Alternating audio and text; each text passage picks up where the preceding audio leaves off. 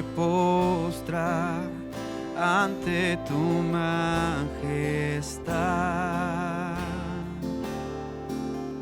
ante tu autoridad.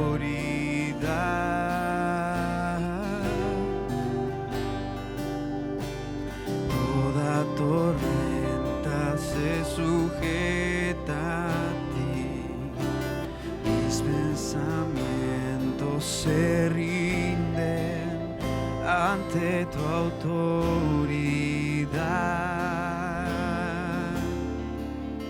al príncipe de paz. Tú lo llenas todo, tú lo llenas todo,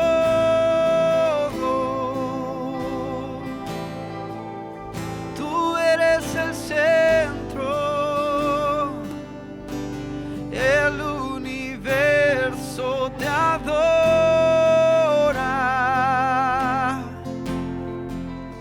tú lo ordenas todo,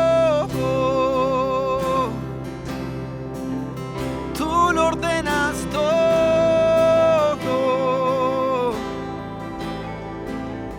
tú eres el centro, el universo te adora.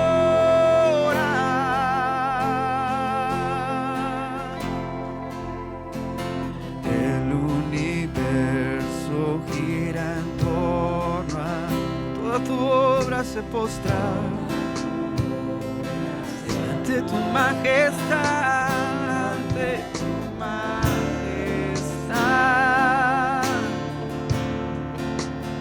ante tu autoridad.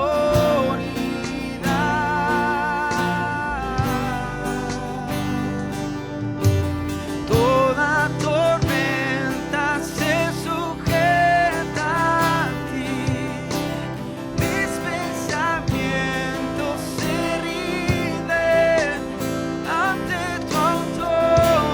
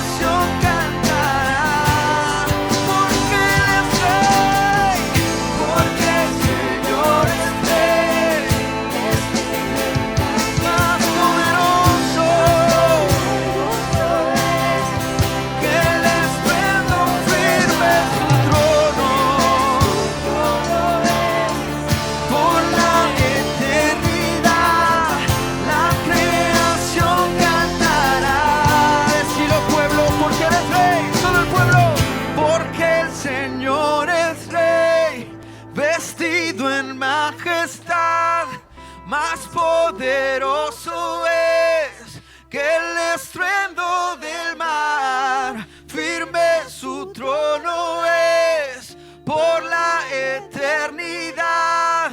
La creación cantará que Él es el único Rey,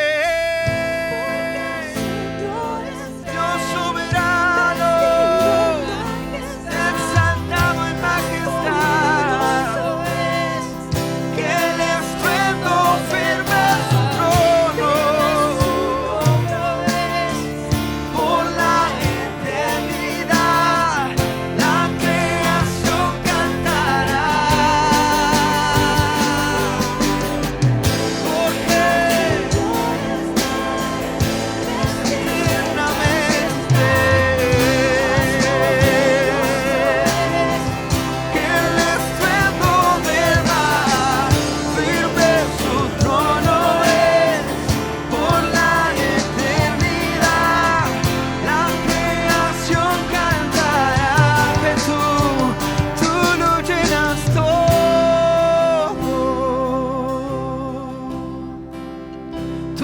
llenas todo, tú eres el centro y el universo te adora. Tú amas el orden, en ti confiamos, Señor. Tú lo ordenas todo, deja todo en sus manos hoy. Que Él sea siempre el centro, el universo. Confiésalo, confiésalo a Él, y tú lo llenas todo. Ya no hay más vaciedad, ya no hay más depresión. Tú eres el centro y el universo te adora. Tú que amas el orden, tú lo ordenas todo.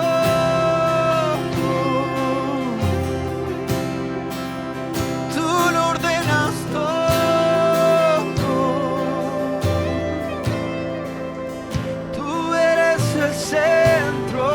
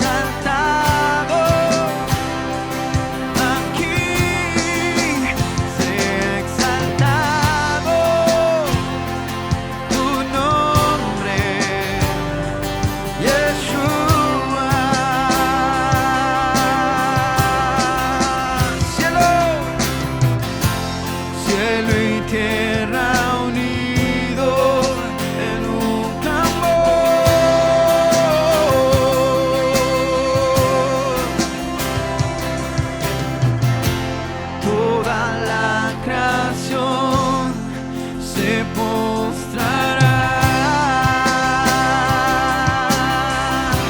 Oh, cantamos juntos. Aleluya.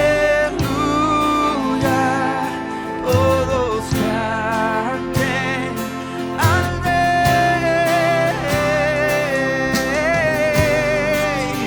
Aleluya.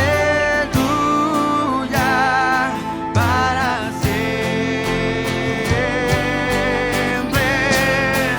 sea exaltado tu nombre, sea exaltado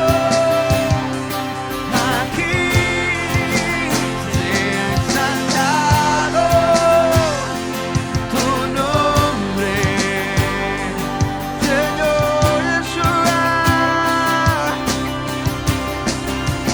Sea exaltado tu nombre, sea exaltado aquí, sea exaltado tu nombre,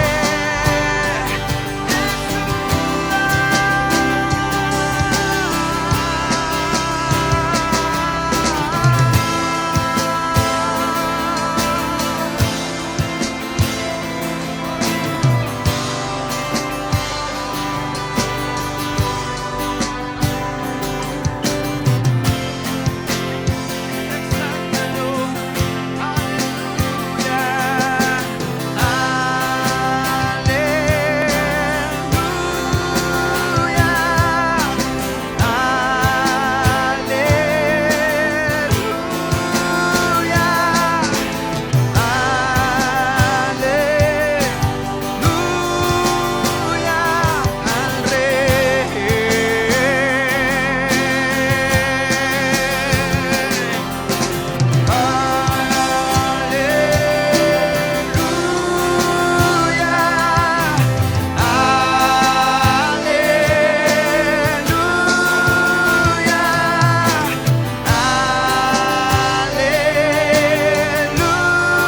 aleluya, al Rey.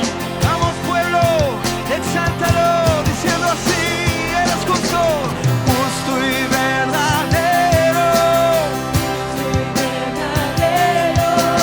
fiel y consejero. Hoy creemos, tu reino se ha acercado a este lugar.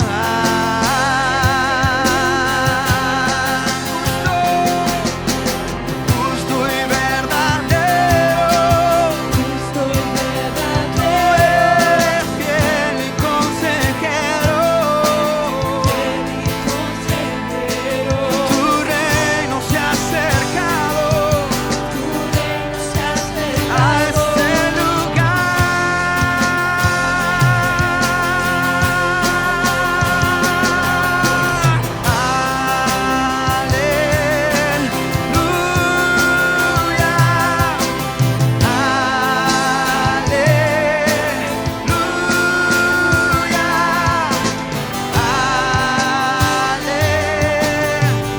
aleluya, al Rey. Vamos, dile una vez más, exáltalo.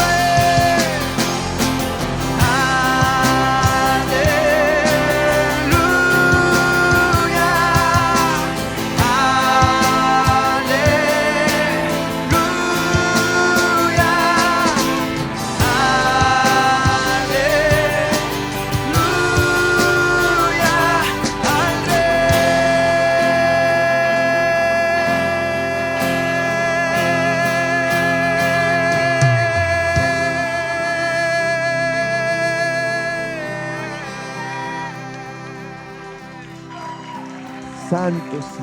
Aleluya. Aleluya. Te alabamos.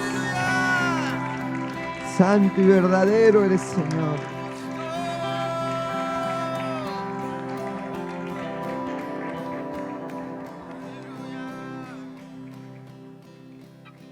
Glorioso. Bendito eres, Señor. El Eterno quiere realmente sembrar hoy una palabra en tu vida, ¿sí? Para eso tenés que estar en el lugar correcto, ¿sí? Si estás de portero no puedes andar paseando por todo el salón, tenés que estar en tu posición de trabajo.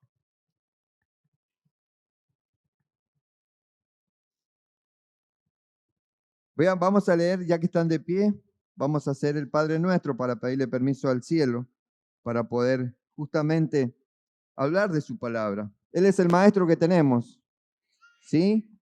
Él es mi maestro, ¿es tu maestro? Lo hacemos juntos, entonces el Padre, todos aquellos que se reconozcan hijos del Dios eterno, van a rezar esto. Los que no se reconocen, no son hijos del Dios eterno, no lo van a rezar. Por consiguiente, ¿qué tienen que hacer? ¿Ah? No, y se quiso sentar si no reconoce a Dios como Padre, reconoce a Satanás como Padre. Así que también. O sea, ya, sí, quedó claro. Es que como no hay nadie nuevo, por eso digo así. Todos conocen, son todos conocedores. Padre nuestro que estás en los cielos, santificado sea tu nombre. Venga tu reino. Hágase tu voluntad, en la tierra como en el cielo. El pan nuestro de cada día, dánoslos hoy. Y perdónanos nuestras deudas, como también nosotros perdonamos a nuestros deudores. Y no nos dejes caer en la tentación, sino líbranos del mal, porque tuyo es el reino, el poder y la gloria por todos los siglos. Amén. Dame un aplauso a él. Pueden tomar asiento mientras van aplaudiendo y sentándose.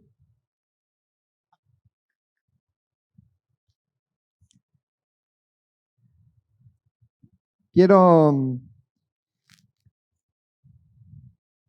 hablarle en este día. Vamos a hablar acerca de qué es lo que nos toca en este tiempo, qué evangelio, porque vamos a hablar del evangelio. Si bien el evangelio se proclama desde ahí, pero hoy no sé, estoy cansado. Me perdonan que estemos así de la mesa hablando. Está bien, aunque no me perdonen, me voy a quedar sentado.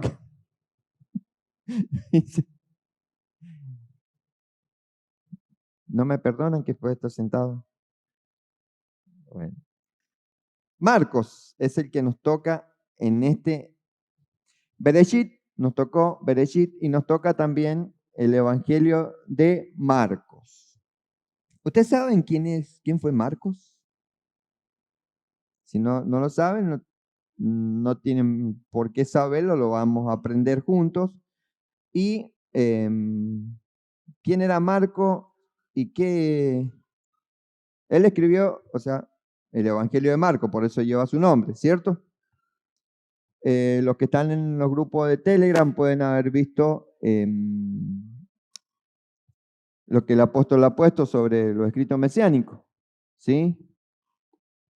Juan Marcos se llama este hombre, Juan Marcos. Marcos, el que escribió el Evangelio de Marcos es Juan Marcos, ¿sí? Fue un colaborador de los apóstoles, no fue apóstol de Yeshua, no estuvo entre los 12, ¿sí? Juan Marcos no estuvo entre los 12, sí fue un colaborador de los apóstoles. Y era primo de Bernabé, este hombre. Juan Marco era primo de Bernabé que acompañó a Pablo y a Bernabé en algunas de sus misiones. ¿Sabían ustedes? Es más, hubo un problema entre Pablo y Bernabé a causa de Juan Marcos, porque Juan Marcos creo que se volvió cuando estaban misionando, pero fíjese ustedes que este varón en sí fue inspirado por el Espíritu Santo para escribir el Evangelio de Marcos. Lo vemos que a Juan Marcos se lo menciona en el libro de los Hechos, pero antes de seguir hablando, les voy a pedir a los chicos que puedan poner el proyecto Biblia Marcos. ¿Sí? Vamos a ver el proyecto Biblia que nos hace un resumen de lo que es el Evangelio de Marcos. ¿Sí? El Evangelio según Marcos es uno de los primeros registros de la vida de Jesús, y las tradiciones históricas más cercanas enlazan este libro con un escriba cristiano llamado Marcos o Juan Marcos. Él fue un colaborador de Pablo y un compañero cercano de Pedro. De hecho, un historiador de la iglesia antigua llamado Papías registra que Marcos había recolectado todo el testimonio ocular y las memorias de Pedro y luego las acomodó en este registro. Pero Marcos no reunió al azar todas las piezas, sino que diseñó cuidadosamente la historia de Jesús. En la primera línea del libro, Marcos hace esta declaración respecto a Jesús: principio del Evangelio de Jesucristo, el Mesías, Hijo de Dios. Lo que es interesante es que esta es la única vez que Marcos te dirá lo que piensa. En el resto del libro, él te va a influenciar simplemente poniendo las acciones y palabras de Jesús delante de ti y mostrándote cómo otras personas reaccionan a él. Marcos ha diseñado la historia de Jesús como un drama con 3 actos. El primero sucede en Galilea, el tercero en Jerusalén, y el segundo acto muestra a Jesús en el camino de un lugar a otro, y cada uno de los actos se enfoca en un tema repetido. En el primer acto, todo el mundo está asombrado por Jesús y se preguntan, ¿quién es este Jesús? En el segundo acto, son los discípulos los que están luchando por entender qué significa que Jesús es el Mesías. Y luego, en el tercer acto, vemos la sorprendente paradoja de cómo Jesús se convierte en el rey mesiánico. Entremos en la historia y veamos cómo se desenvuelve. Después de la línea introductoria, Marcos comienza con una cita de los antiguos profetas, Isaías y Malaquías, quienes dijeron que Dios enviaría un mensajero a Israel para prepararlos para cuando Dios mismo venga a rescatar a su pueblo y se convierta en su rey. Y Marcos presenta a Juan el Bautista como el mensajero. Y luego, justo cuando esperas que Dios aparezca personalmente, Marcos presenta a Jesús. Y mientras él llega a la escena, los cielos se abren, el Espíritu de Dios desciende sobre Jesús y Dios dice, «Tú eres mi Hijo amado». Después de esto, Marcos pone delante de nosotros un resumen del mensaje central de Jesús. Él fue por Galilea, anunciando las buenas nuevas de que el reino de Dios se ha acercado. Jesús está continuando con la historia de las Escrituras del Antiguo Testamento sobre la operación de rescate de Dios para su mundo. A través de Jesús, Dios está restaurando su reino sobre el mundo al confrontar y derrotar el poder de la maldad sobre las vidas de las personas. Y entonces las invita a vivir bajo su reino al seguir a Jesús. A partir de aquí, Marcos nos da un gran bloque de historias, mostrándonos el poder de Jesús mientras Él trae el reino de Dios. Él va sanando a personas cuyos cuerpos están enfermos o quebrantados, o bajo la opresión de poderes espirituales oscuros. Y Jesús incluso hace algo que, para el pueblo judío, solo Dios tiene el derecho de hacer. Él perdona los pecados. Y las acciones de Jesús producen muchas respuestas diferentes. Algunos le siguen y se vuelven sus discípulos. Otros todavía no saben qué pensar y otros lo rechazan completamente, especialmente los líderes de Israel, quienes lo acusan de blasfemar contra Dios y de recibir poder del mal. Pero Jesús no está sorprendido por estas respuestas. De hecho, Él apunta a ellas. En el capítulo 4, Marcos ha recolectado muchas de las parábolas de Jesús acerca de la naturaleza misteriosa y escondida del reino de Dios. Jesús dice que su mensaje es como una semilla cayendo en distintos tipos de suelo. Algunos son receptivos y otros no. O que es como una semilla de mostaza que es muy pequeña, parece insignificante, pero luego crece enormemente y sorprende a todos.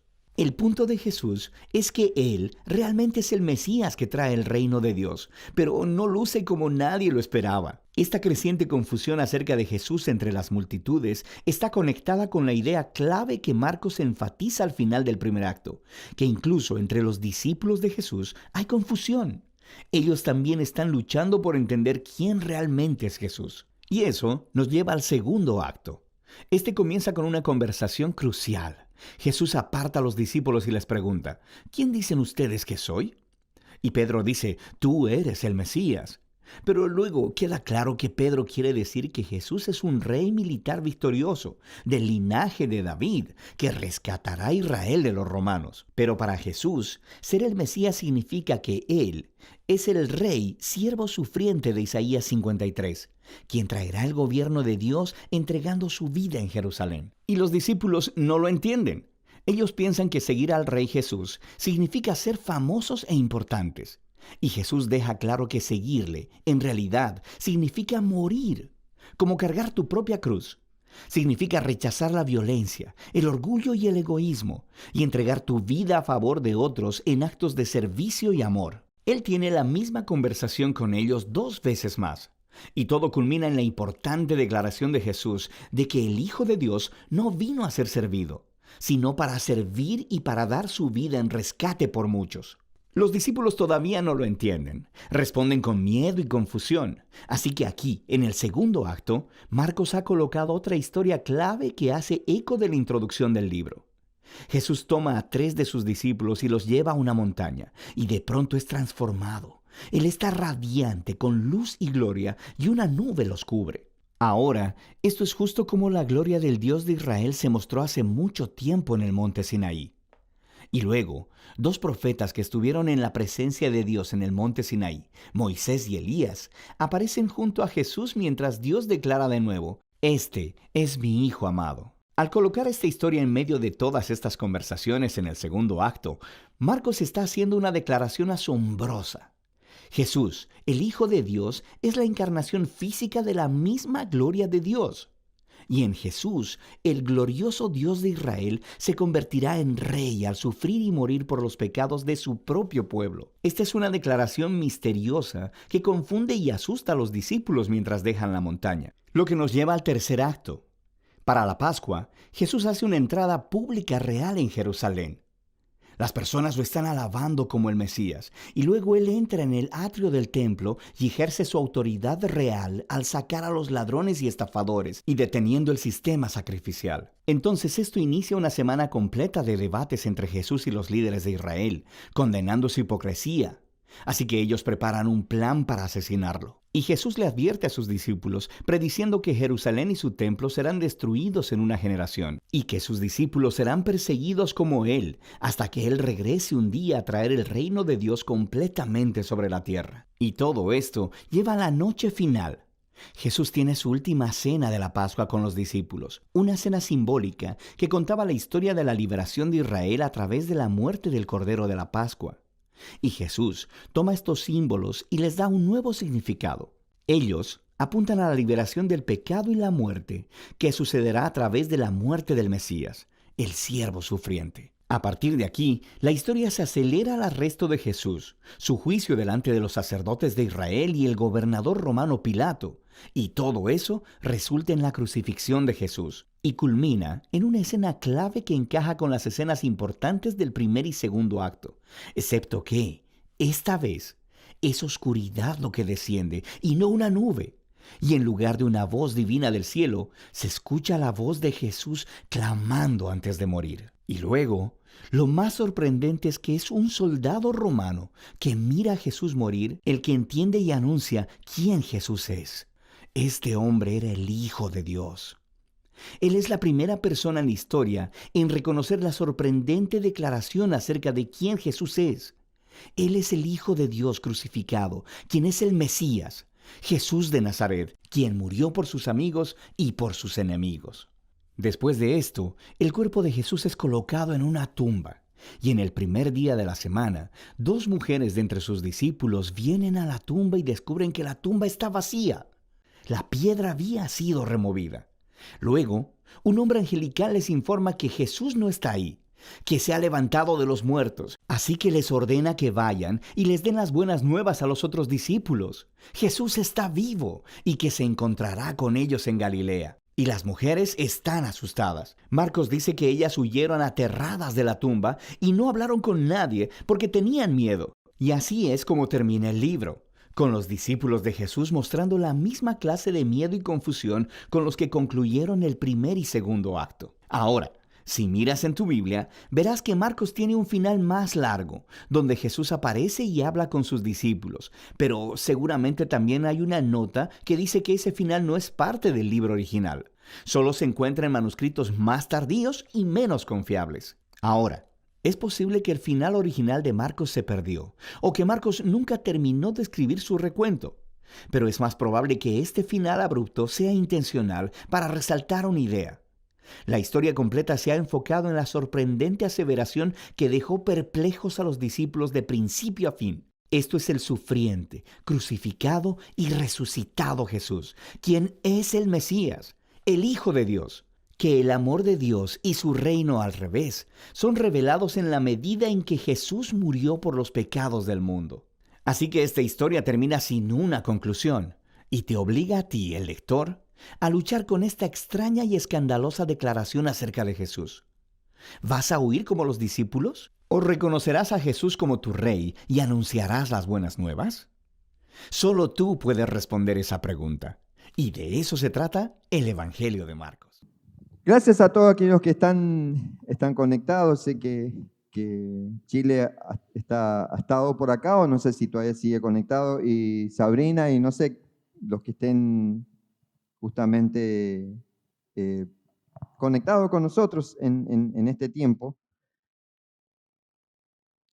Volviendo a lo que, no sé si lograron interpretar o captar algo de lo que dijo este proyecto Biblia. Yo lo voy a poner después para que lo puedan ver completo, en calma, en su casa. Lo voy a poner en el grupo.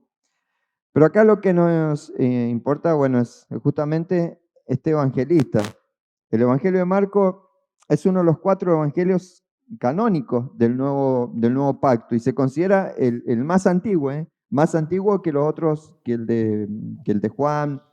Dice que data aproximadamente entre el 65 y el 70 después de Cristo. O sea que para entender justamente el mensaje a lo que nos estamos introduciendo, porque así como nos hemos introducido al estudio de Bereshit, de este bendito libro que cada vez, si ustedes lo hacen de una forma consciente, de una forma anhelando buscar más secretos. O sea, Señor, decime más, quiero más. A ver, esto lo leí el año pasado, igual que el Evangelio, pero quiero más.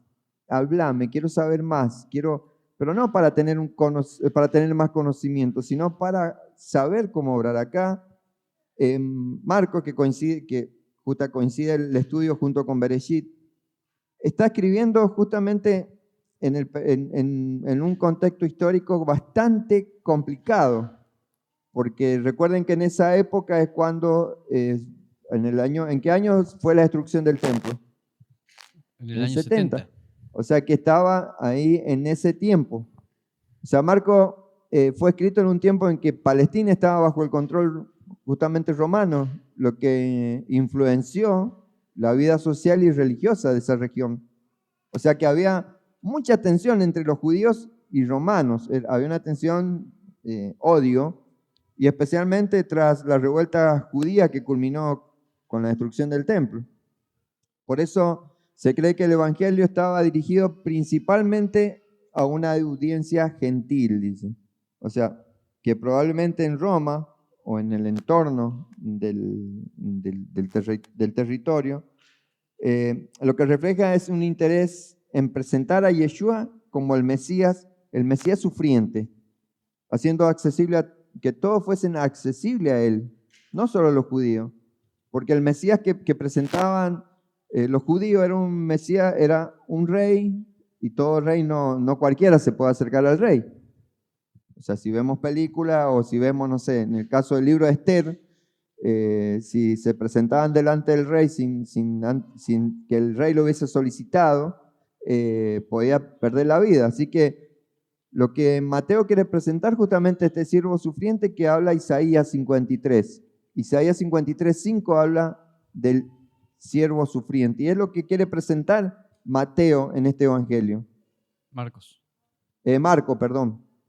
Dice, mas él herido fue por nuestra rebelión, molido por nuestro pecado. el castigo de nuestra paz fue sobre él y por su llaga fuimos nosotros curados. O sea que es lo que en esta profecía el profeta Isaías soltó, Marcos lo está transmitiendo por medio de su evangelio a aquellos que estaban justamente sufriendo la persecución de los romanos.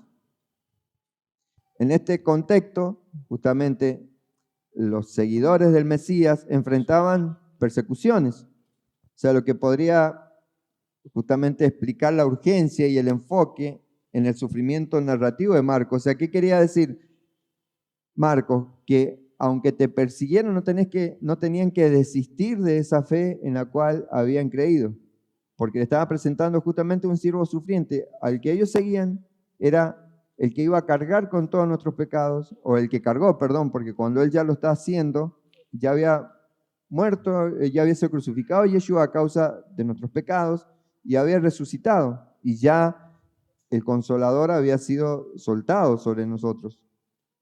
El contexto geográfico, podemos hablar que Palestina, el Evangelio narra la vida y ministerio de Yeshua en diversas localidades de Palestina. Por ejemplo, está incluido también lo que es Nazaret, Capernaum, Jerusalén. Estas ciudades eran centros importantes, tanto para la cultura judía como para la influencia romana. Por eso es que los romanos estaban ahí. O sea, si no hubiese sido importante, los romanos no. A ver, hoy en día, ¿por qué Estados Unidos está tan atento a Israel? ¿Por qué Rusia está tan atento a Irán? Porque evidentemente en ese lugar es una tierra muy rica y hay algo importante. Por eso el imperio romano, fíjense que todo el imperialismo quiere conquistar esa tierra. Existió en la época de la destrucción del primer templo y existe hoy en día. Acá vemos las menciones de regiones como Decápolis y las zonas costeras del Mar de Galilea, justamente reflejando una diversidad cultural y religiosa. O sea, Yeshua no vino solamente a los judíos, sino que vino a los judíos, pero como los judíos los rechazaron, y no hablo de religión judía. Entiéndase que hablamos de la tribu de Judá, que era la única que estaba en ese entonces, ¿sí? Vino a ellos y ellos lo rechazaron. Por eso se amplió, y gracias a ese rechazo, que, a ver, a Dios nada se le escapa.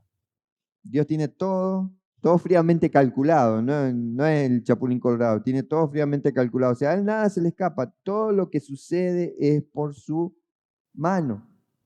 Amén. Por eso yo decía en la oración, hermanos, no tengan la mentalidad tan cerrada de creer de que la vida te la da un médico, que la vida, o si muere alguien fue por el médico o fue por negligencia. ¿Vieron las demandas que hay por mala praxis? Sí. ¿Pero realmente fue mala praxis o fue que el Eterno permitió que existiera eso? Porque si no, le estamos dando el poder de la vida y la muerte a seres creados, a seres humanos. ¿No? ¿Se han puesto a pensar eso? Acá tuvimos una experiencia hace poquito tiempo. Alguien que con 20 de presión, no sé si ustedes saben que 20 de presión, una mujer embarazada puede matar el feto, el niño. ¿Sabían ustedes? Sí. Porque esa presión también se transmite a sus hijos. Porque no sé si ustedes sabían que los hijos, o sea, los bebés en el vientre se alimentan por medio de la sangre. O sea que si hay presión alta, el niño o la niña sufre esa presión alta. Por eso inmediatamente hacen cesárea, o sea, lo sacan. Y siempre hay consecuencia. Queda consecuencia en ese niño porque, imagínate, una persona grande, adulta, con 20 de presión puede llegar a darle una ACV, ¿o no? Sí. Bueno, he llegado hasta 22, pero gracias al Eterno. Es que el Eterno me quiere un ratito más todavía acá con ustedes. Pero el Eterno permitió. ¿Tiene algún diagnóstico, Lucas? ¿Alguna, cómo se llama? ¿Secuela le quedó de la presión que tuvo la madre? No. Y seguro que allá afuera los que en la ignorancia del sistema dicen, no, porque los médicos, la rapidez, y después la madre estaba que se iba y no se iba. Estaba, como le decían, estaba con un pie, con medio pie adentro y todo el cuerpo afuera. Como que ya estaba más para el otro lado que para seguir en la vida. Y Dios permitió justamente la vida. Por eso debemos entender que Dios todo lo permite, pero dejemos de los méritos dárselo a los demás. Porque cuando vos no reconoces quién es el dador de la vida, ojo, cuando vos no sos agradecido y dices, este mal agradecido, si no valora lo que yo hice y se lo adjudican a un ídolo, y bueno, se sufren las consecuencias. ¿No? Sí. Yo tuve la experiencia, y ustedes lo saben, del COVID. Yo sé positivamente que el Eterno me sacó de ese lecho de muerte, porque yo tuve la visión de verme ahí en la cama, como en la forma que estaba, así todo desparramado, Ariel ahí mirándome con cara diciendo, ¿y qué hace? ¿Y cómo seguimos con esto ahora? Yo me vi, o sea que cuando yo hablé con el apóstol, me dice, esa era tu alma que ustedes saben que el alma se suele ir del cuerpo, y volvió. O sea que el Eterno permitió, y yo lo valoro de tal manera que por eso nunca voy a dejar de voy a servir hasta mi último suspiro, porque sé que la vida se la debo a Él. Hermanos, ustedes, matrimonio jovencito, le deben tanto la vida de la criatura en brazo como varón, la vida de tu esposa, se la debe a Él, así que no hay nada en el mundo que sea más importante que Él. Padres, lo mismo. No hay nada que sea más importante que Dios. En todo tenemos que buscar agradarle a Él porque Él es el que nos dio la vida. Amén. Y esto es lo que, justamente hablando de que a nada se le escapa a Dios, es que lo que permitió el Eterno que los judíos rechazaran para que nosotros pudiésemos ser injertados en ese pueblo de Israel. O sea, las obras de Marcos reflejan también elementos de la cultura grecorromana, o sea, utilizando un lenguaje sencillo y directo. La obra de Marcos es sencillo, fácil de entender. Está presentando historias de milagros y parábolas que resuenan con las tradiciones orales de aquella época. Un tema central que podemos encontrar en Marcos es justamente el sufrimiento de Yeshua, que es lo que resuena en una comunidad que experimenta persecución y desafío, así como quisieron derribar al líder, porque ya lo habían hecho 2 veces anterior. 2 veces antes que Yeshua se habían levantado supuestos mesías y los mataron y se dispersó todos sus seguidores. ¿Sabían eso? Quisieron hacer lo mismo con Yeshua. Y como no, los seguidores seguían siguiéndolo, valga la redundancia, Yeshua, hacían lo mismo con él, con los seguidores. Hermanos, ustedes imagínense, y esto ya lo hemos hablado, que en ese tiempo a los seguidores de Yeshua y no negaban la fe, los llenaban de brea y lo usaban de antorcha vivo, los prendían vivo. Pero nunca dejaron de seguir, nunca claudicaron de su fe. Yo esto, ¿por qué lo traigo? Que no está acá justamente en este comienzo, pero es para que cambiemos nuestra manera de pensar y valoremos realmente el sacrificio de Yeshua. Esta gente valoraba ese sacrificio de Yeshua, sabía por qué había venido. Y nosotros que tenemos muchísimos más testimonios que lo que tenía esa gente, porque tenemos más pruebas indubitables de lo que Yeshua hizo o no. Sí, Hoy amén. tenemos películas de todo, y viendo todo eso, aún somos rebeldes. Imagínense si nos apretaran un poquito con la persecución, que de una manera u otra es la persecución, esto de que los patrones te niegan guardar el día, que si no trabajás, bueno, no es persecución de seres visibles, sino son tus pensamientos, son los propios demonios que te atormentan, que como tuviste en necesidad, no querés que tus hijos pasen la misma necesidad, por lo tanto salís a trabajar. ¿Y crees que la provisión viene de quién? Del trabajo. Esta gente no. Por eso, al ver el siervo sufriente, dijeron, si Yeshua hizo eso, yo no me puedo quedar atrás si soy seguidor. La narrativa de Marco enfatiza la identidad de Yeshua como judío que se relaciona con la historia y las enseñanzas del pueblo justamente judío.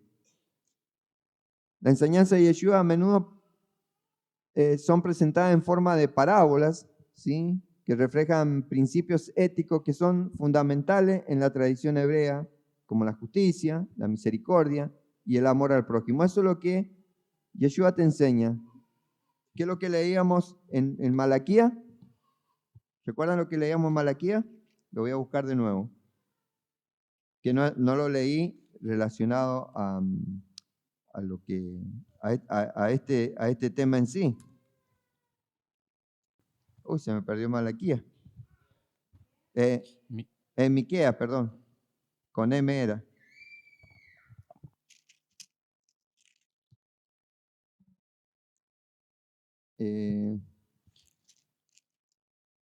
¿Miqueas cuánto? Y la sigo con Malaquías. Estoy Perdón. buscando en Malaquías 6, no tiene Miqueas. Miqueas 6, del 6, léemelo por favor. Dice Miqueas 6, verso 6. ¿Cómo podré acercarme al Señor y postrarme ante el Dios Altísimo? ¿Podré presentarme con holocaustos o con becerros de un año? El 7. ¿Se complacerá el Señor con miles de carneros o con 10,000 arroyos de aceite? ¿Ofreceré a mi primogénito por mi delito, al fruto de mis entrañas por mi pecado? Léeme el 8. Sigo, el 8 dice, ya se te ha declarado lo que es bueno, ya se te ha dicho lo que de ti espera el Señor, practicar justicia, amar la misericordia y humillarte ante tu Dios. Y eso es justamente lo que Yeshua enseñaba, era la justicia, la misericordia y el amor al prójimo. ¿Sí? ¿O no enseñaba eso? Sí, O sea que estos valores son los que están arraigados en la Torá y los profetas. Lo estamos viendo acá desde un profeta. Marcos justamente subraya la importancia de la comunidad. Yeshua interactúa con diversas personas, incluidos marginados, interactúa con pecadores, o sea, lo que enfatiza una visión inclusiva del pueblo de Dios. O sea, una noción que resuena con la enseñanza justamente de la Torá sobre la justicia social y la dignidad humana. Eso es lo que Mateo se enfoca, que en sí son todos los evangelios. Te está mostrando, Marcos, perdón, Mateo también lo enseña. Marcos anuncia el reino de Dios, que es un tema central en ese evangelio. Desde la perspectiva hebrea, este concepto está relacionado con la restauración de Israel y la esperanza de un futuro en que Dios reinará de una manera plena y cumpliendo las promesas hechas a los patriarcas. Esto es lo que en sí, el contexto de lo que Marcos es, de lo que es este evangelio de Marcos. Yo, al comenzar a leerlo, vamos a Marcos, ¿tienen a Marcos ahí en la mano? sí, Marcos 1 dice en el principio del Evangelio de Jesucristo, Hijo de Dios. Eso dice Marcos capítulo 1, ¿verdad? sí. Y Vamos a Génesis, sin perder Marcos. Vamos a Génesis capítulo 1. ¿Qué dice Bereshit capítulo 1? Dios en el principio creó el cielo y la tierra. Creó Dios en el principio, en el Bereshit. Y Marcos dice principio, o sea, el Bereshit del Evangelio de Jesucristo, el comienzo del Evangelio de Jesucristo. ¿Sí? Amén. Fíjense ustedes que acá el evangelista nos hace mucho hincapié en el poder justamente de la palabra. Habla de la acción de la palabra. Amén. La acción de la palabra. ¿Por qué? Porque si nosotros vemos en Bereshit, ¿qué es lo que aprendimos? Que todo fue hecho por medio de la palabra de Dios, del dabar de Dios, ¿cierto? Sí. Y bueno, Yeshua también nos muestra en el capítulo 1, que es lo que, desde el capítulo 1, que es lo que vimos en esta semana, cómo él a través de la palabra, del accionar, porque él no venía a hablar diciendo porque Moshe sacó al pueblo de Israel de Egipto con mano fuerte y extendida.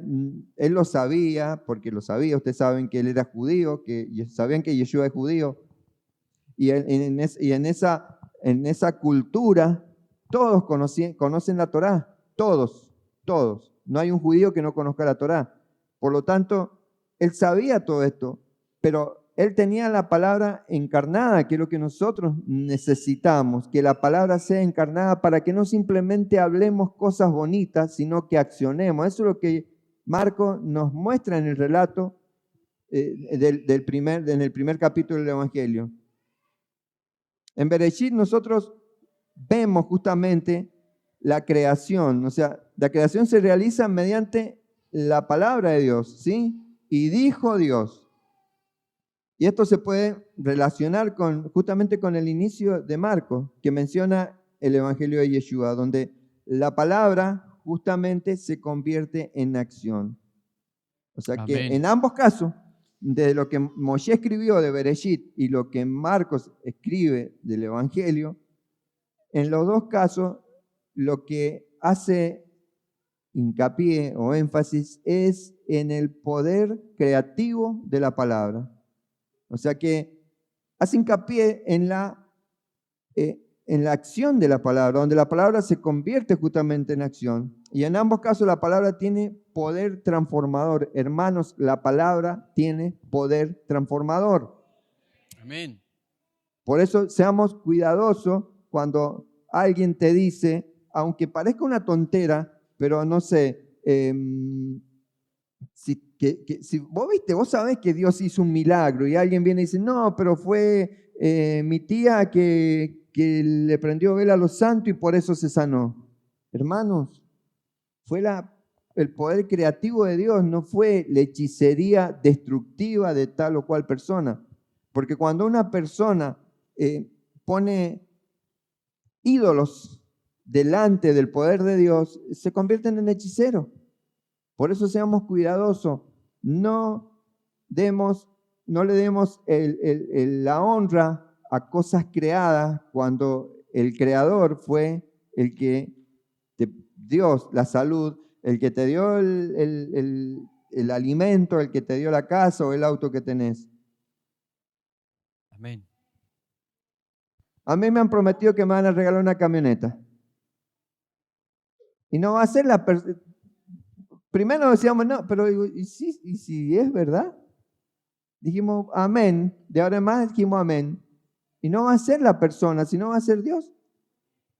Amén. Que usa la persona para regalarme. Mira, a ver, ¿tenés tu reloj puesto, esposa mía? Bueno, ella no tenía reloj y de repente le regalaron un reloj. Y fue el Eterno que movilizó y le dio los medios a quien que le regaló el reloj. ¿Me siguen? Sí. Ella, o sea, no idolatró a la persona que le trajo el regalo, sino que la bendijo porque sabe que es por medio de la provisión que Dios le da que ellos pudieron sembrar eso. Por eso nuestra palabra tiene poder. Decirle al de al lado, deja de maldecirme porque tu palabra tiene poder, decirle. Deja de maldecirme porque tu palabra tiene poder. Bendecime, decirle. Bendecime. Porque acordate lo que dice la Torá, bendeciré a quien te bendigan y maldeciré al que te maldiga. Amén. Así que ojo, porque no vayas a hacer que estés luchando contra Dios. Cuando estés maldiciendo a alguien, por lo tanto Dios te va a maldecir. Seamos cuidadosos a la hora de usar nuestra dabar, nuestra palabra creativa. Bereshit en Génesis 1:3 dice, y dijo Dios sea la luz, y fue la luz. O sea, Amén. resalta el poder justamente de la palabra creativa, de la palabra divina en la creación. En Marcos 1:1 se menciona el principio del Evangelio de Jesucristo, Hijo de Dios, dice. Aquí la palabra se convierte justamente en acción y anuncia el anuncio de la salvación. ¿Qué es lo que es la salvación? Es el Evangelio, ese principio del Evangelio de Jesucristo, el Hijo de Dios. El principio de las buenas nuevas es él a través de este relato está activando en nosotros que podamos reconocer el poder creativo de la palabra de Dios en nuestras vidas. Amén. Por eso, este es un tiempo de nuevo comienzo, lo vimos en Shemini Atzeret, el número 8, nuevo comienzo, pero el nuevo comienzo no va a suceder si no entendemos lo que significa. La idea de nuevo comienzo en Bereshit se refleja justamente en el bautismo de Yeshua en Marcos, o sea, porque Yeshua se bautiza a pesar de que Juan no quería, decía que no, o sea, que no, ¿cómo te voy a bautizar yo? Le dice, no, pero él anunció justamente el nuevo comienzo a partir de ese bautismo, porque hasta que él no se bautizó, no empezó su ministerio. ¿O sí? Pues se quedaron todos callados, ¿sí? No. No. O sea, en este acto simboliza una purificación y un nuevo pacto, similar a la creación donde todo es bueno y en orden. O sea, desde el bautismo, desde ese nuevo comienzo, también sucedió en Bereshit un nuevo comienzo donde el caos, donde la vaciedad fue, como quien dice, puesta en su lugar, en la parte del inframundo. Y vino un nuevo comienzo, por eso hubo orden, hubo luz. Amén. Y esa luz que figura cuando dice que puso orden, la luz que puso orden no fue el sol ni la luna, fue la luz divina del Eterno. Amén. El orden la trajo la luz divina del Eterno. Y en ese poder creativo dijo, vamos a Bereshit. Me va a decir, pero no está hablando de Marcos. Sí, pero está conectado, hermano. No podemos desmenuzar lo que es la Sagrada Escritura. Es todo un mismo mensaje, desde Bereshit hasta Revelación o Apocalipsis. Es un mismo mensaje, no podemos tomarlo por partes. O sea, esto no, esto me gusta esta parte, esta no. El profeta Isaías hasta por ahí nomás me gusta porque te da bastante palo y más depende de quién lo lea. Dice. No, todo, porque todo es para tu bien. Dice Amén. en Bereshit, lo leo, dice, en el principio creó Dios los cielos y la tierra. Entendemos que Dios no creó la tierra desordenada y vacía, eso lo sabemos. Sabemos que no es, es algo cronológico, que hoy creó los cielos y la tierra y mañana, y sigue el mismo relato ahí, de que la tierra estaba desordenada y vacía y las tinieblas estaban sobre la faz del abismo y el Espíritu de Dios se movía sobre la faz de las aguas. Y dijo Dios, sea la luz, y fue la luz. Y vio Dios que la luz era buena y separó Dios la luz de las tinieblas. Y después habla sobre el día y la noche, o sea, y dijo luz, sea la luz, y fue la luz. ¿Qué luz? No fue el sol, porque, ¿o fue creado el sol ahí?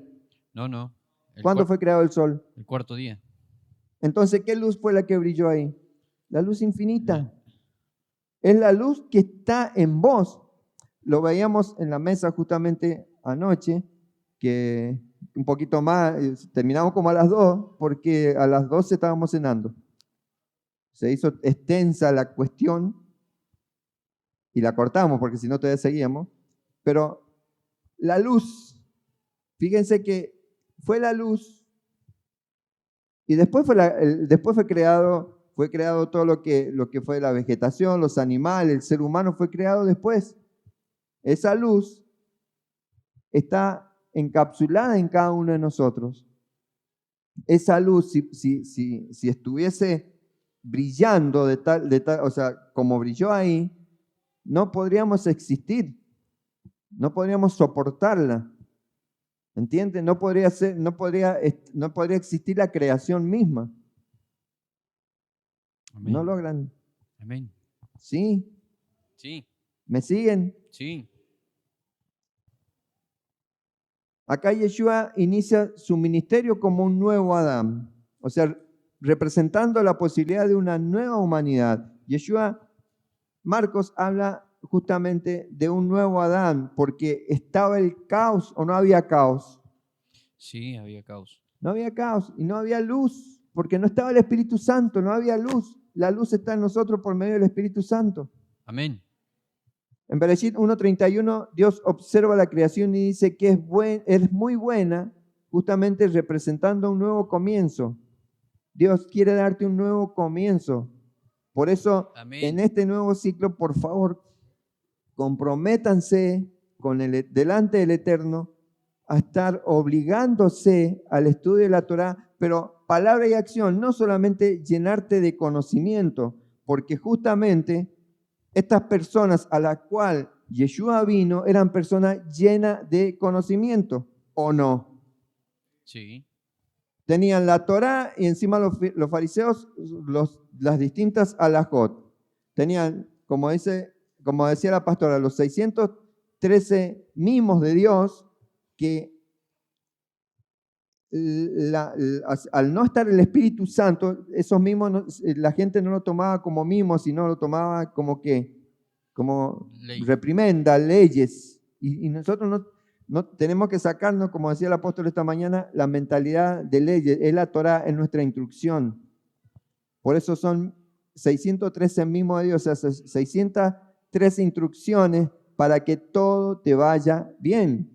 Amén. En eso consiste el mimo de Dios. Tenés 613 instrucciones para que todo te vaya bien y todo lo que emprendas te vaya bien. Como le dijo el Eterno a Josué en Josué 1:7, dice, esfuérzate y sé muy valiente. Y creo que en el 8 dice, para que todo lo que emprendas te vaya bien. Sé muy valiente y esforzado en guardar esta palabra. Vamos a leerlo para no parafrasear, porque es muy importante que no le saquemos ni le agreguemos nada a la palabra de Dios, porque dice la misma palabra, no le puedes quitar ni agregar ni siquiera una tilde a la palabra de Dios. Ya la palabra de Dios es tan santa que no hace falta. Dios no se equivoca, no necesita un corrector para corregir lo que escribió y agregarle o quitarle. Nosotros no podemos agregarle ni quitarle nada, debemos simplemente cumplir con lo que Él nos demanda. Amén. Josué 1:7 dice, solamente esfuérzate y sé muy valiente para cuidar de hacer conforme a toda la Torá que mi siervo Moshe te mandó. No te apartes de ella ni a diestra ni a siniestra, para que seas prosperado en todas las cosas que emprendas.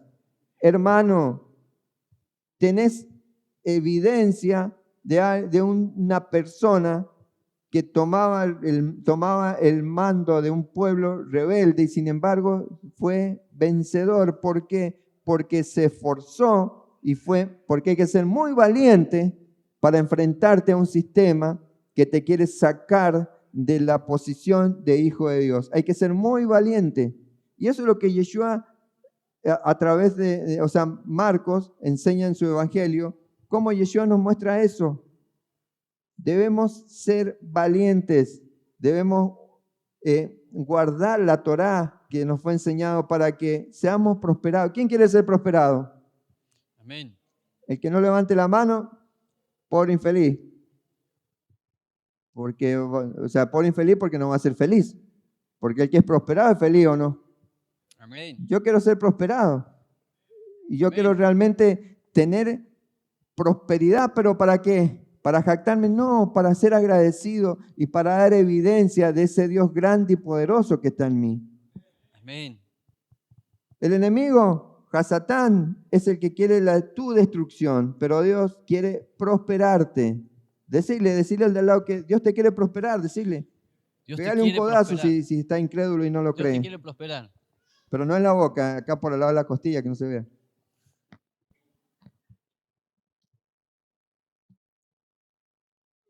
Marcos, en el capítulo 1, versos 9 al 11, el bautismo de Yeshua marca el inicio de su ministerio.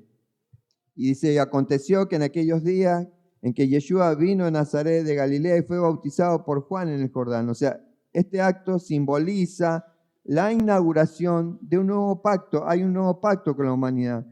Amén. No podemos rechazar a Yeshua, hermanos, como lo rechazaron los judíos. No podemos rechazarlo porque tenemos el conocimiento, tenemos la evidencia de quién es Él. Por eso yo los animo en este día a que realmente valoren ese sacrificio. Bereshit justamente describe la creación del mundo como un microcosmo que refleja justamente el macrocosmo divino.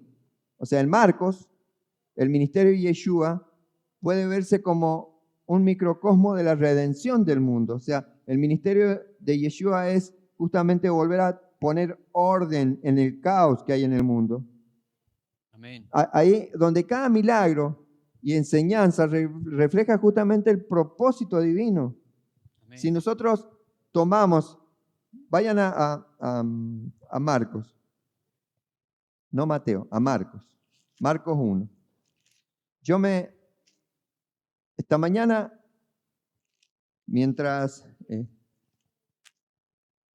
lo volví a releer, veía la cantidad de veces que sale 10 veces la palabra dijo, o sea, el poder creativo de la boca.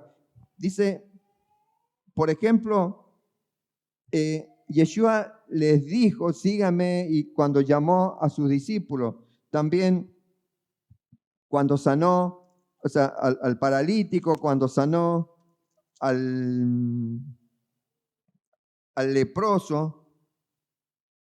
En el 1:41, Yeshua tuvo compasión de él, dice, así que extendió la mano, lo tocó y le dijo, quiero, ya has quedado limpio. O sea que su palabra provocaba algo creativo, o sea, sanaba, le daba, podían dar el paralítico, podían ver los ciegos, o sea, tu palabra tiene poder, hermano. Amén. Y más si han visto lo que es Bereshit, te muestra cómo hay poder en tu palabra. En Bereshit 1:26 al 27 se habla de la creación del hombre a imagen de Dios, reflejando justamente el macrocosmos divino. O sea, nosotros somos creados a imagen de Dios. O sea que ese poder creativo que está en Dios está en nosotros. Amén. Somos co-creadores con el Eterno. Amén. En nosotros está ese poder creativo cuando estamos conectados a Él. Y si no está, entendamos esto, no existe lo gris. Si el poder creativo no se está manifestando en vos, ¿qué poder se está manifestando? Destructivo. Si no está el poder creativo en tu palabra, está el poder destructivo en tus palabras.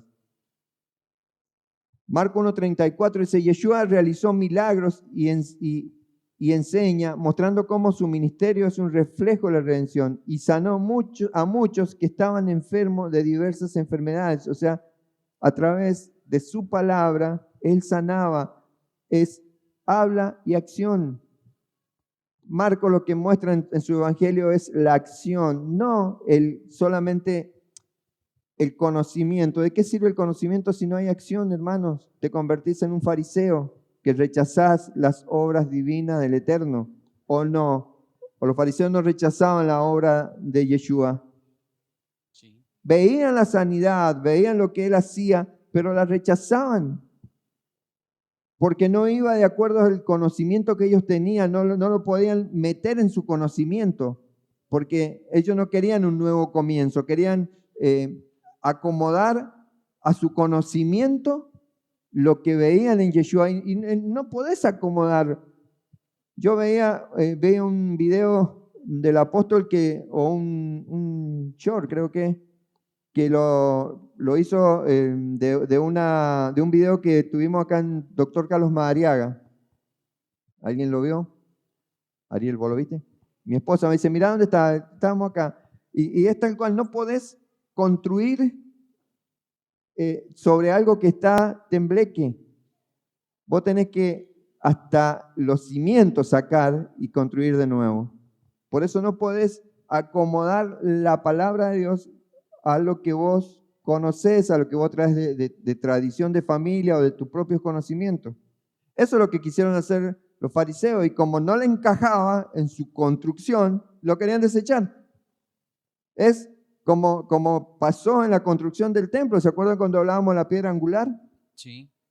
Trajeron las dos piedras, los que estaban en las canteras, haciendo las piedras, cortaron las piedras angular, la que va abajo y la que une arriba a la pared, porque si vos tenés solamente la piedra angular abajo y arriba no, la pared se te abren así, que vendría siendo como la viga de fundación y la viga de lindel. No sé si alguien sabe de construcción. ¿Y qué hicieron los constructores? ¿Y esta piedra? ¿Qué hacemos esta piedra?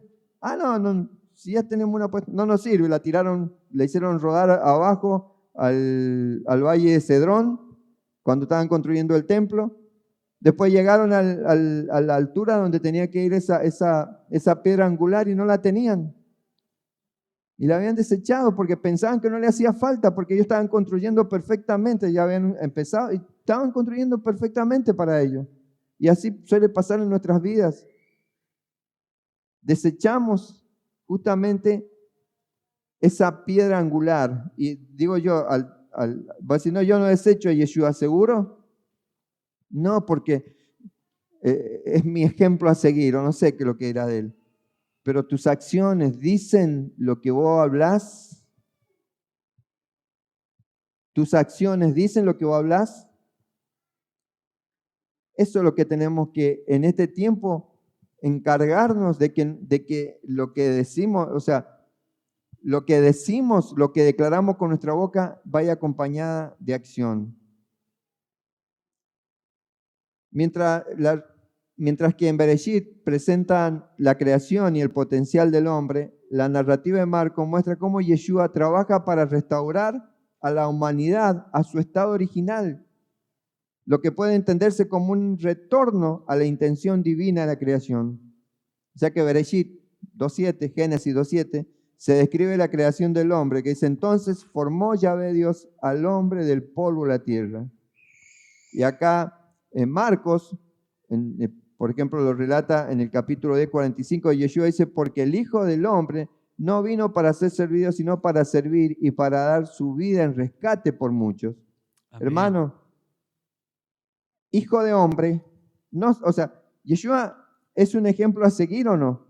Nosotros buscamos ser como la estatura perfecta del varón. O sea, el versículo se me torció todo.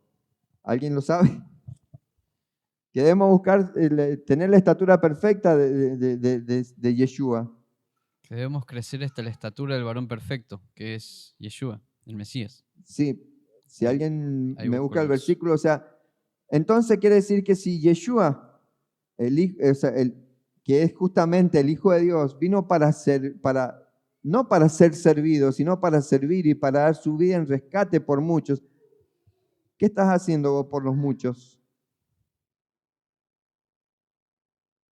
Yo le he dicho que si no les pido el té porque porque tenga problema en la garganta, no me traigan, porque yo no creo ser merecedores de un té que a usted no se le da. A no ser que lo necesite porque mi garganta lo necesita para seguir hablando. ¿Me siguen? Porque yo estoy para servirles. No soy porque el pastor y está ahí en la mesa ahí arriba y que el que está presidiendo. No. Yeshua no vino para ser servido, vino para servir. Amén. Claro, hay muchos que dicen, bueno, entonces que empieza a venir a limpiar él, nosotros no vamos a limpiar más porque sí, él tiene que servirnos. No, o sea, cada uno tenemos que tomar esa postura, no es que uno tenga que servir a los demás y los otros no. Esa tiene que ser la mentalidad del ser humano, servirle al otro. Y cuando le servimos al otro, el que uno piensa en servirle al otro y el otro servirle a este, la tarea es más fácil.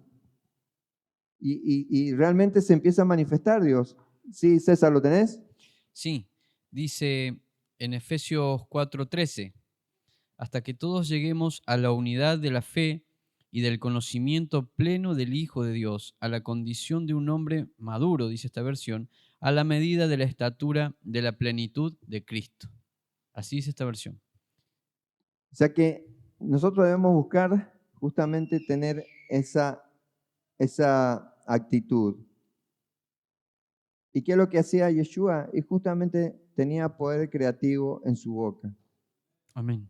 El agua en Bereshit se asocia con el caos previo a la creación. El marco, el bautismo de Yeshua en el agua, simboliza la transformación del caos en orden y vida. Del caos pasa al orden y a la vida por medio de Yeshua.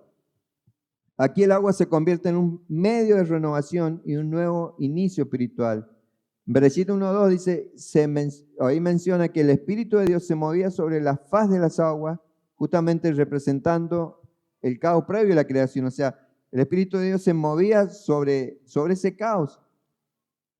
Pero hubo luz y la luz trajo orden. Amén. Marco 1:9 dice, el bautismo en el agua de Yeshua transforma este elemento caótico en un símbolo de renovación. Y en el momento en que subía el agua y se vio abrirse los cielos, fíjense que cuando él salió del agua, las aguas se abrieron, los cielos se abrieron cuando él salió del agua y escuché una voz que dijo que este es mi Hijo amado en el cual yo tengo complacencia. Amén. Este es mi Hijo el que vino a traer orden en medio del caos. Amén. Por eso vemos que cómo se entrelaza, porque vemos cómo ambas escrituras dialogan sobre la naturaleza de Dios, la humanidad, el propósito divino. O sea que refleja la redención y el papel transformador de la palabra por medio de esa obra divina que Yeshua vino a hacer. Él vino a transformar una sociedad, un caos que había. Recuerden que el Eterno por medio de la luz puso orden, ¿sí? Amén. Y luego porque el pecado trae caos, trae desorden, porque por medio de esa primera humanidad que cayó, que pecó, entró de nuevo el caos sobre la tierra. Por eso tuvo que venir el segundo Adán para traer orden. Amén. Y así como fue puesto el orden en la fundación del mundo por medio de la palabra, lo mismo Él nos demostró que Él decía la palabra, Él decía, sé sano. Y Él predicaba, o sea, Él predicaba y no solamente hablaba, su prédica no era solamente con palabras, sino con poder creativo. Él proclamaba el Evangelio. Y proclamaba el Evangelio y se convertían. Y eso es poder creativo de tu palabra. Cuando vos hablas, proclamás el Evangelio y hay personas que se convierten, tu palabra está teniendo un poder creativo porque está poniendo orden en el caos de esas personas a la cual vos le estás predicando. Amén. ¿Cuánto hace que no pones orden en alguna persona, en ese caos que hay en la persona? La mirás y decís, pobre infeliz, y te vas. Gracias que el Señor me rescató, si no sería como esta o como este. No, te rescató para que seas justamente con Yeshua, poniendo orden en la vida de las personas. Prontamente, estaba justo pensando, y la veo a Nancy y a Miguel, digo, decía mi esposa, le voy a decir a Nancy que haga una casa de oración, y vamos a empezar con una casa de oración, porque vemos que nuestros tiempos se nos termina.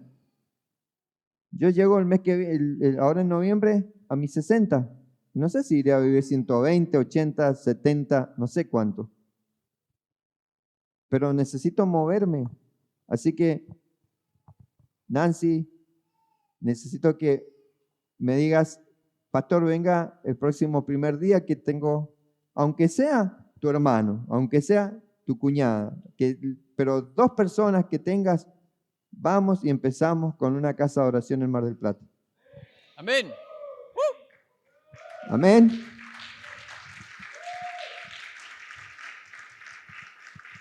Porque por ahí a veces queremos empezar a lo grande, ¿viste? No, vamos a hacer un mega evento en un lugar que entren 200 personas y vamos a comenzar y que vamos a llegar ese día, vamos a hacer el mega evento, al próximo semana vamos a estar y van a haber 150. No, no es así. Porque todo se empieza desde lo poco. Ariel está pensando hacer su casa y empezó el plano, a ver cómo va diagramando el plano, a ver cómo va a ser el cimiento y de qué tamaño lo va a hacer. No agarró y compró todos los materiales y fue y se largó a hacer, porque le va a salir cualquier cosa, porque se necesita un fundamento. Amén. Río Cuarto, Córdoba, se empezó como una casa de oración. Después empezamos a ir al lugar que los que nos han acompañado han visto, pero necesitamos, Nancy, empezar. Es tu responsabilidad, y Miguel. Aunque no lo crean, están ustedes ahí y es la responsabilidad de ustedes. Porque nosotros no pertenecemos al Partido Pueyrredón, pertenecemos al Partido General Madariaga. Así que lo antes posible nos dicen y nosotros nos hacemos el tiempo y vamos. Porque Dios nos está demandando a que pongamos en acción la palabra. Decimos amar al prójimo. A ver, ¿cómo accionás en ese amor al prójimo? No digas amar al prójimo si no se te ve cómo amás al prójimo. No te digas amar a Dios si cuando pasás acá con tu corbán traes miseria. Si vos sabés positivamente que podés dar más, pero traes lo que te sobra o lo que calculás para que no te falte. Una vez estábamos en Pedro B. Palacio 1700, allá en Mendoza, y habían empezado ahí a robar, así que se había contratado un servicio de vigilancia, y viene una persona y le dice, el que estaba ahí, tenés que dejar un peso, porque es lo que dice, colaborar con un peso porque para pagarle a los policías que vienen a cuidar. Y dice, bueno, tenés cambio, porque yo separé ya 10 pesos para la ofrenda, así que voy a ofrendar 9 pesos y el otro peso te lo doy a vos, para que me cuiden el auto. Y hay muchos que va a decir, uy, qué rata. Y hay muchos que lo hacen así, o sea, tienen temor a la escasez. Y Dios no avergüenza a nadie. Amás a Dios, demostrarlo con lo que más te duele. Invitar a cenar al pastor, qué sé yo, con lo que más te duele. Amén. Con lo que más te molestaría. Voy cerrando, hermano, pero entienden lo que decirle al que está al lado, sujeta tu jeta, decirle. No hables de más, porque tu boca tiene poder. No hables de más, tu boca tiene poder. Cuidadito con lo que hablas. No puedes decir que Dios no te... No, porque muchos dicen, y es fácil. Me acuerdo a mi esposa, le decían, y es fácil porque usted tiene marido, le decían. ella tiene marido, pero tiene una limitación de aquellas mujeres que no tienen marido, a la par de lo que aquella mujer no tiene marido. Porque aquellas que no tienen marido, si realmente aman a Dios y realmente se quieren sujetar a Él, pues van a tener al mejor de los maridos, o sea que es el dueño del oro y la plata. Yo simplemente le doy lo que más puedo a mi esposa creo que está conforme, pero siempre hay algo que le está faltando. Pero si vos realmente amás a Dios y lo escogés como tu esposo, tu amado, ¿te crees que te va a faltar algo? Pero claro, amamos a Dios, pero ayacito nomás, ¿eh? Mi intimidad es mi intimidad. No se metan con mi vida, porque con mi vida hago lo que yo quiero, libre albedrío. Lo vimos el viernes. ¿El viernes hablamos de libre albedrío? El jueves. Ah, ¿lo hablamos acá?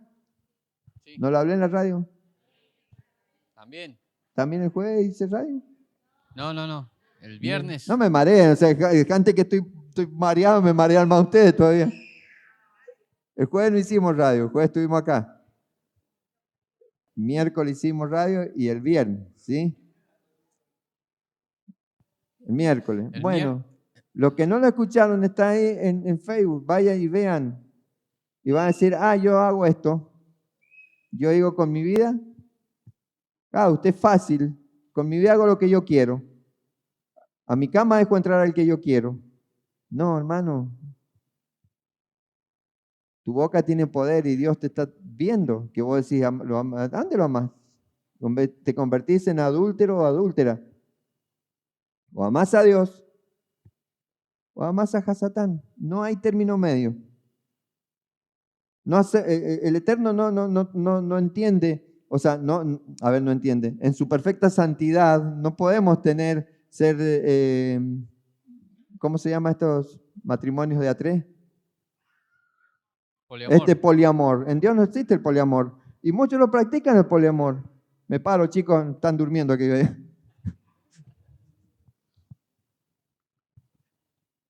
Dios no practica poliamor. No podés decir que amás a Dios y al que menos le rendís honra y al que menos le manifestás atención es a Dios.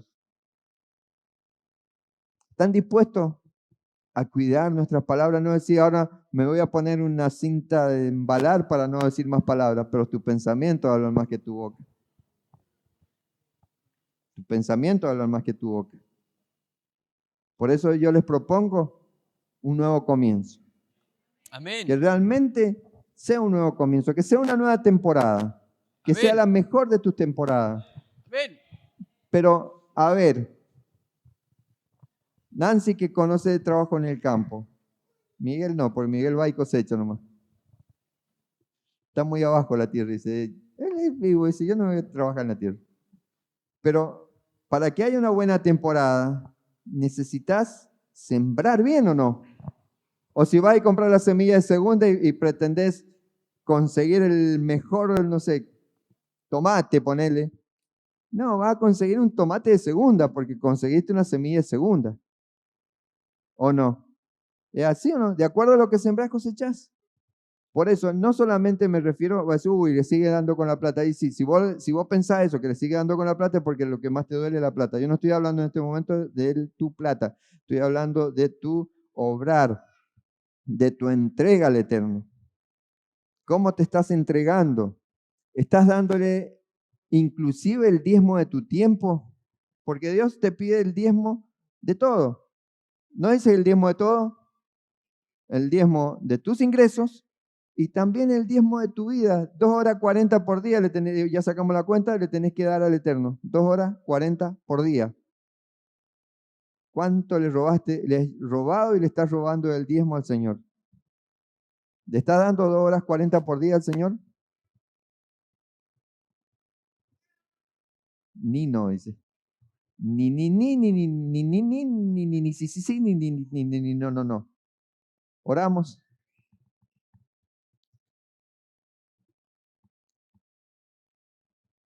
Estaba mirando el horario que tenemos encendido y que se va a cerrar el Shabbat. Más o menos en diciembre vamos a estar terminando como a las 12 de la noche. Y sí, porque el cierre de Shabbat se hace como a las 9:30. Así que se va corriendo, después volvemos. Pero tenemos un día pleno para disfrutar de Shabbat. Estoy seguro que cuando el cierre de Shabbat se haga a las 9:30, capaz que empezamos 8:30, y los tarderos, no vamos a decir los retrasados, los que llegan tarde, iban a llegarte a las 9:45, porque, o sea, si no llego tarde, no soy yo. Si no aterrizó un ovni en el medio de mi patio y por eso llegué tarde, o qué sé yo, se le pinchó la llanta al tren, alguna excusa hay. Pero siempre hay un motivo. No me arrancó la moto. Hacía 2 meses no la hacía arrancar y justo 5 minutos antes de venir la quiere patear y que la arranque. No, hermano, hay que probarla antes. A ver si anda o no anda.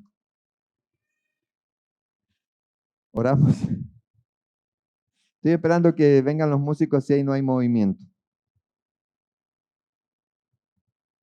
Los músicos y las músicas. Y la música.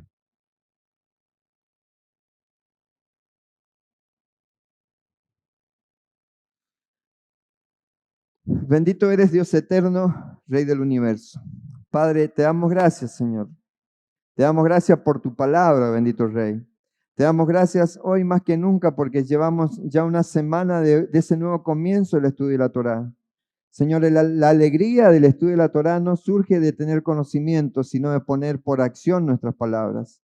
La alegría del estudio de la Torá no es simplemente por decir comenzamos un nuevo tiempo, sino que en este tiempo decidimos obedecer tu instrucción. Señor, no queremos hacer nada en contra de lo que tú has pensado para nuestras vidas.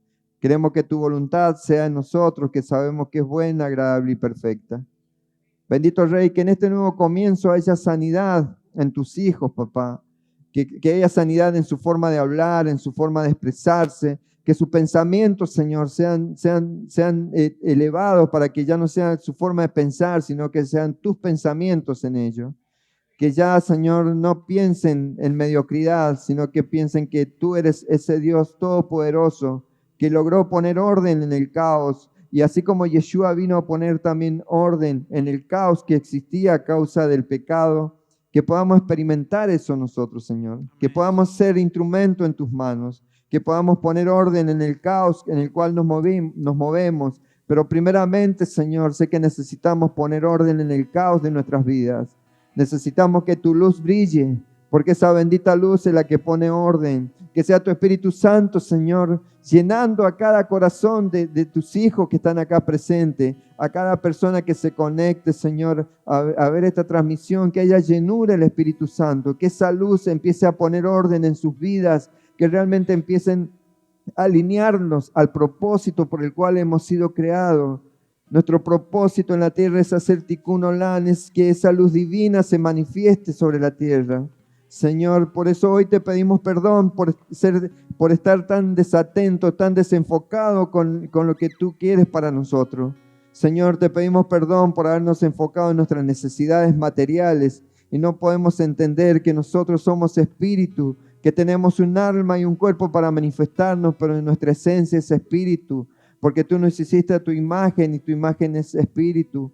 Por eso, Señor, que sea un despertar, un nuevo comienzo, que empiecen a valorarse como tal, que empiecen a valorarse como tú lo ves, Señor. No como el sistema les ha hecho creer, sino como tú nos ves. Y tú nos ves como respuesta a las naciones.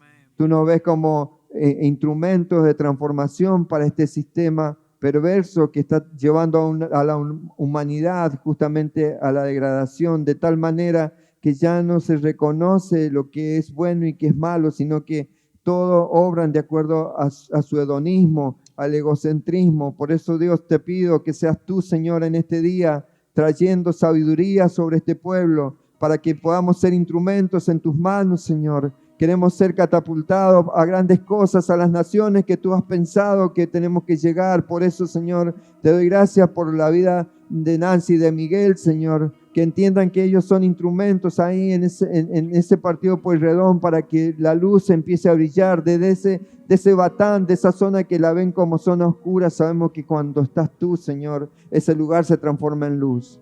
Por eso, Señor, te pedimos que seas tú apresurando nuestras decisiones, nuestros tiempos. Sabemos que tus tiempos son perfectos, pero nosotros muchas veces nos quedamos en la duda y no accionamos.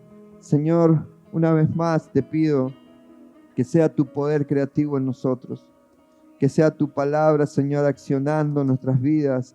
Por eso te pedimos que nos dé la fortaleza, así como le decías a Josué, que fuese esforzado y muy valiente para perseverar en ese estudio de la Torá, Señor, para poder entender que cada palabra que está escrita es para nosotros, que cada palabra que está escrita es para mostrarnos realmente quiénes somos estando en esa perfecta luz. Te doy gracias, Señor, por este pueblo y te pido que puedas abrir, Señor, los cielos en esta semana, no solamente para que baje lo material, lo económico, sino para que venga sabiduría sobre ellos, para que venga sabiduría, Señor. Sé que acá, si están acá, si perseveran es porque tú los has escogido y has visto en ellos grandes siervos, Señor. Manifiéstate en sus vidas, que esta semana puedan ver cómo tú los usas a través de su forma de hablar, cómo tú pones orden donde hay caos. Te doy gracias en el nombre de Yeshua. Amén y amén.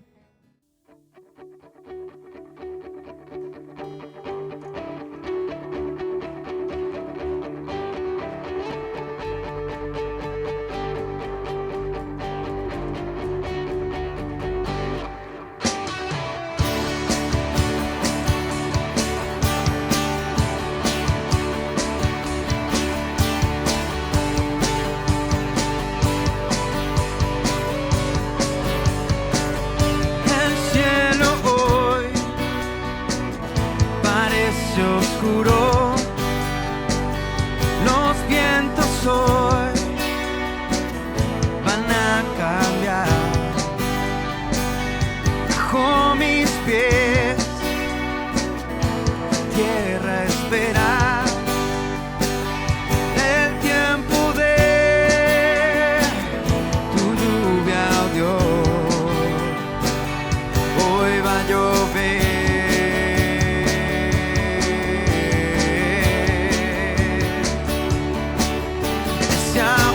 Soy tu río, Dios, inúndanos hoy con tu fuego. Llueve, todas las naciones cantan. Llueve, puedes escuchar la tierra. Llueve, estoy sediento pero canto.